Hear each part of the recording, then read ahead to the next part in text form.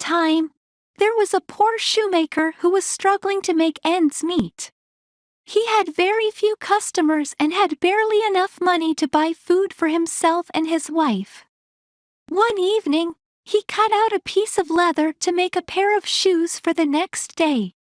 He set the leather aside and went to bed. The next morning, to his surprise, he found a beautifully crafted pair of shoes on his workbench. He assumed that he had made the shoes in his sleep and was amazed at how good they looked. Later that day, a customer came into his shop and bought the shoes at a good price. The shoemaker was very happy that he had made a sale and could afford to buy more leather. That night, he cut out 2 more pieces of leather to make 2 pairs of shoes.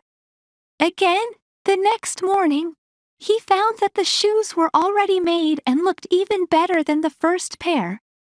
This continued for several nights, with the shoemaker preparing the leather before he went to bed and the magical elves coming in the middle of the night to make the shoes. The shoemaker was amazed at the quality of their work and grateful for their help.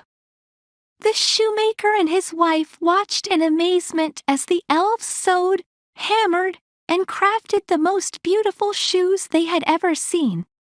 The next day, the shoemaker and his wife decided to thank the elves for their help. They made them each a set of clothes and left them out on the workbench. That night, the elves came and were delighted to find the clothes. They put them on and danced around the shop, thanking the shoemaker and his wife. From that day on, the elves continued to make shoes for the shoemaker, who became very successful and prosperous. The elves again, but he and his wife were always grateful for their help. And that is the story of the elves and the shoemaker.